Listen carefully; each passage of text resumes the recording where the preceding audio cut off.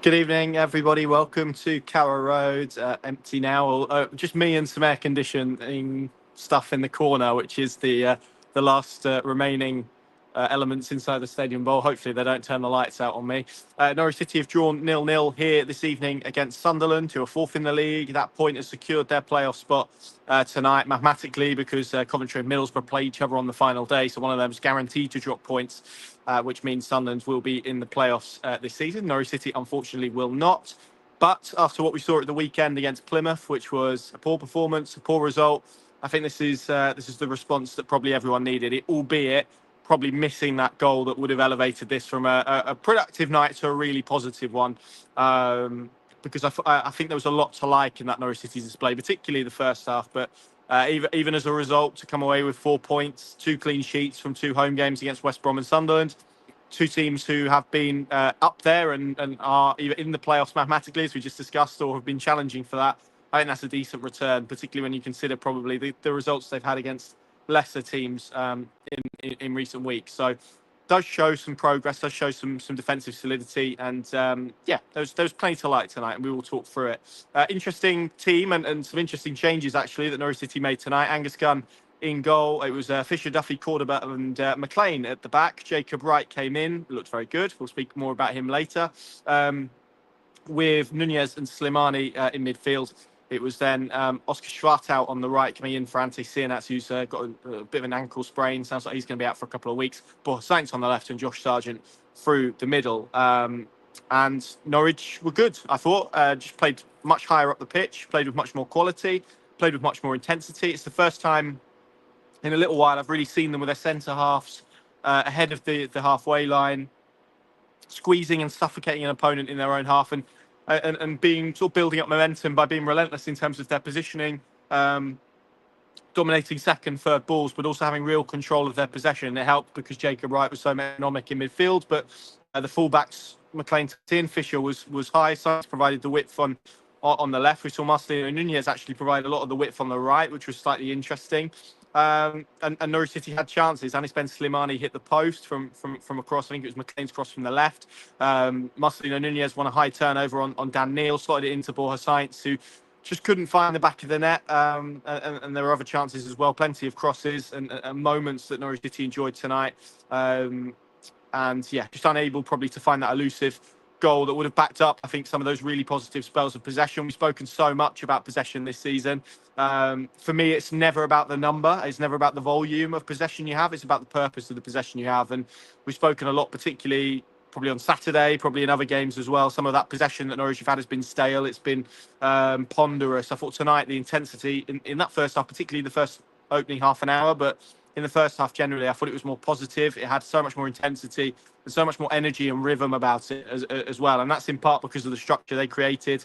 And yeah, just the quality that they had. And then the other big change was out of possession, where Norwich just tweaked their press a little bit. It was more of a 4-4-2 that they dropped into out of possession and pressed that way. And got some real joy out of Sunderland that way, but I also think protected some of those players who maybe have been struggling in confidence a little bit. But it was just a lot more effective. It allowed a midfielder to jump up. It was a bit more flexible and allowed them, I think, to be a lot more effective out of possession. And that enabled them to impact the game in a much better way and maintain that sort of rhythm that they had in the first half. And all that was missing really was the goal. And actually, so much we've spoken this season about Norwich City being clinical in front of goal, probably being a little bit too open.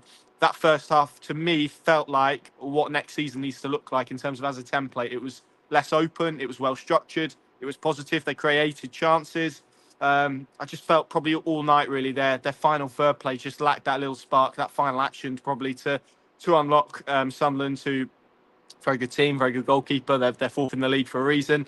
And, if they'd have found that tonight, I think we'd be talking about a Norwich City win ultimately. And, this is where I think we can talk about coaching and we can talk about all the elements. But Norwich City tonight, particularly that first half, didn't concede a single shot on their goal. They created more than enough opportunities. As a coaching template, that's your job. That is the what you're trying to create. You're trying to create the best high quality value chances for your team and limit them at the other end. Well, Norwich City did that in the first half. It was a really, really good performance. I thought the second half was a little bit more open. Sunderland came into it a lot more. They were more disciplined. I thought, just altered their press a little bit as well, got a little bit higher on Norwich City's midfield, and were probably more effective in terms of those attacking moments that they had. And certainly towards the end, made a double change, which was ridiculous. Really, Lefay came on, Isidore came on, and Patrick Roberts as well, and they really pushed and they really went for it. They had opportunities. Angus Gunn made a good save from Mayenda. There was another one just on the right hand side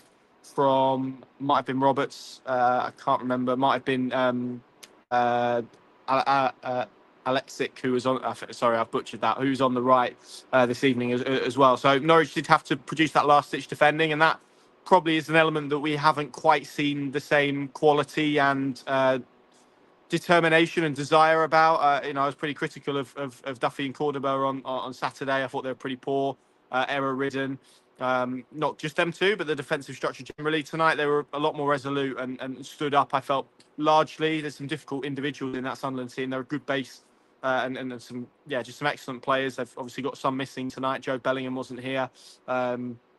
Isidore on the bench, for example. So they had to rotate and rest players. They've got injuries as well. Mundell, who's usually on the right-hand side, injured as well. So it was a slightly different Sunderland team to maybe we would expect. But yeah, it was a good game. Sometimes you get 0-0s that are dull and insipid, but this was a more watchable 0-0, so to speak, even though it didn't have sort of loads of chances at either end. Norwich probably struggled a little bit more for chance creation in the second half. The best chance probably came to the feet of Marcelino Nunez, where Norwich got down the left. It was a cross in that Sainz flicked onto Marcondes. He was juggling it, just trying to work that yard to fire a shot away. Ended up laying it off to Nunez, who his shot, I think, was blocked by the head of Chris Meckham out for a corner. And beyond that, Norwich City probably didn't create enough tonight, really, in that second half. Josh Sargent never really sort of had any massive sight. There was one in the first half where he took a touch turn and had a shot. It was a sort of a snapshot, really, but they didn't really get him into the game enough. But I thought they played good football throughout. And again, as I said, it was a template of what next season needs to look like for them in terms of performance, where they were more solid. They had a better structure about them in and out of possession. Those changes that I spoke about in that 4-4-2, I felt really works for them out of possession. They've tried a lot of things. There have been points where they've tried a 5-4-1, and that's been a little bit too passive. And I thought they got the balance right tonight. That 4-4-2 made them compact, but allowed them to really pounce with energy and go with energy and purpose. And that's a nice, neat sort of little tweak that I felt Sunderland struggled to grapple with in the first half that Johannes Hoff-Torp made. And again, if one of those opportunities goes in, then we're talking about a very good Norwich City win. But yeah, that first half performance probably is as good as we've seen Norwich City play for a little while here. In terms of sort of individuals, I thought, again, Jacob Wright is going to be the headline coming out of this game. Dropped in at number 6 today. Obviously, Kenny McLean moving to left-back was twofold, really. It was because of maybe what Jack Stacey didn't do on Saturday, but it was also because of what Jacob Wright did do in that second half, where he took control of the game, of possession, and made Norwich play with more intensity. And I think we've seen in recent weeks, when Jacob Wright is at the pivot of that midfield, Norwich City look a better team in possession. They're more purposeful. And I always think the sign of a good midfield player, particularly in that holding midfield position, where a team has lots of possession. Again, there's two elements to it. When they have the ball, they always have space and they always have options, and that seems to be the case for Jacob Wright. It's never about flashy Hollywood passes and 40-yarders to the boot of players. Although there was one in the second half where he nearly slotted a brilliant ball through to Borja Sainz. It's that metronomic quality, that ability to make Norwich tick and zip, and that ability to control possession, and that's probably what they've lacked at points, I think, in terms of the way that they approach the game and have had it in this season. I think that midfield balance, clearly they've had a lot of chopping and changing in that area, or a lot of situations where they haven't quite been able to, because of injuries and whatnot, really been able to assert control in that area. But particularly in that first half, Jacob Wright was a key reason as to why they were doing it, and it allowed Slimani and Nunez to play slightly different roles. Fisher stepped in, Schwartau stepped in, Nunez stepped out, and he just kept Norwich ticking over. It was a brilliant performance, and increasingly, I said this on Saturday, the more you see of him, the more you want to see of him, I think. And look, Norwich have a £2.3 million option with obviously add-ons to take that to 2.8 roughly. He wants to stay. He told me that on Saturday. I was a little bit taken aback by that, to be honest, because usually you ask players these questions and you get maybe a little bit of a straight bat, and it's about, well, I'll assess in the summer and we'll see where we find ourselves. But he was definitive. Johannes Torp was definitive, and you just hope now they're able to exercise that, because I think 19 years of age, he has taken to Championship football like a duck to water, and looks an outstanding player. And particularly the way Norwich want to play, particularly the way they want to control games, especially here, I think he could be a really key cog next season. And you just hope that all parties who seem willing enough can get to a stage where that is a deal that can be completed. And I think there is confidence inside Carrow Road that can be the case come the summer, which is positive. And yeah, I thought he tired towards the end a little bit, which is understandable. And I tell you what I liked about him tonight. I felt there was a lot more signs of his physicality and his use of the body. There was one just over my shoulder, actually, on Alan Brown, where he used his body nicely just to turn away and keep possession from a Norwich perspective. There was one in the far side as well, where he did really well to use his body and get himself in a position where he regained possession. It was just a really accomplished performance, composed performance. And we don't over-egg him or over-hype him, but the last two performances have been really encouraging. And it's now about replicating that over a consistent basis, which is the hard part for a 19-year-old who's taken to Championship football. But yeah, really good performance tonight. And a word for Kenny McLean as well. It's a difficult position, that left back, and the way that Norwich want to play it, I think, kind of suits him, because it's quite technical. They have to step inside. There's a lot of the pitch that they have to see, and I thought he did that role really well tonight. And yeah, he deserves credit for that, because it's not his natural position. So that was good. And yeah, look, after what happened on Saturday and the way that Norwich City lost that game, needed to see a response tonight. And I felt a flatness, let's be honest. There were a fair few empty seats inside Carrow Road. In this stand I'm stood in the Barclay end, in the South stand. Yeah, there was some good stuff in terms of the players and the football that probably got them a little bit more infused. It was hard to get yourself up for this game, and that's going to be the case for the final 5 games of the season. It's about seeing now productivity, performances, both individually and collectively, that enables these fans to believe and to head into the summer with a degree of optimism. And if this is the template for what we see between now and the end of the season, there will be a lot more of that. And of course, I think the nature of what this team has been is being consistently inconsistent. So you don't know what you're going to get week for week, but I felt that looked a lot more like what they're trying to get to, obviously with the hopefully the addition of a little bit more in the final third, of what they're trying to get to under Johannes Torp. And if that's the case, I think we'd all sign for that now. Half time, there was just to sort of speak you through some of the elements around the game. Oscar Schwartau went off with an injury. I think there's a few Norwich City players struggling.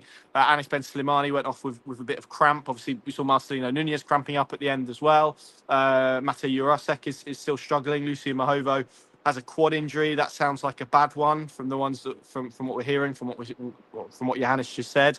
He's had a scan. I think it's now being debated whether or not he needs surgery. If it's being debated, it feels like they probably will go to a place where they operate on him. And obviously, clearly, Onel Hernandez not involved tonight as well, left out of the squad for an internal disciplinary matter relating to social media, which I think we all know why and what it's about. I think it's a profound shame, really, that this is the way that it's ending for Onel, who has been, we can debate his quality, we can see his, we can debate maybe his productivity over the years, but I think he has served by and large Norwich with real distinction, been part of some really good teams, some really good moments, and some really good memories. The Forest double and whatnot. And look, there's clearly still a contractual situation to be resolved, but he doesn't feel like the type of player that, in terms of profile, in terms of where Norwich City are at, that is likely to get an extension. I think for him to go out, 6 games to go, not to be involved for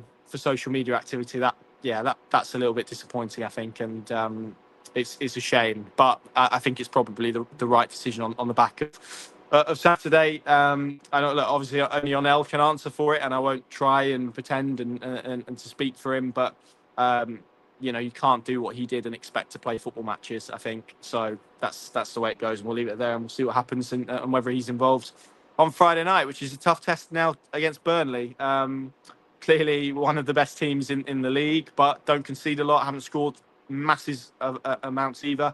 And you just hope, really, that Norwich City can go there and produce a similar type of performance tonight, where that balance is right and they are controlling without being open. I think that's the aim. It's going to be a really difficult challenge, but it's a really good test, I think, for Norwich City, because much like tonight, it gives you a good indication, perhaps, of the levels, how close they are or not to those teams towards the top end of the division.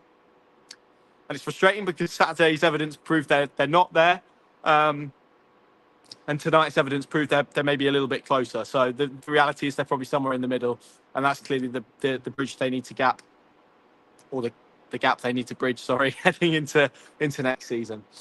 There we go then at Carrow Road. Not the scoreline that anyone wanted, but I think a positive performance with plenty to hold on to. So, yeah, plenty to take to Turf Moor now on Friday night. 5 to go, everyone. Big deep breaths. Pinkin.com, of course, the place to go for all your analysis and reaction to this game. And we will see you very soon. Thanks for watching.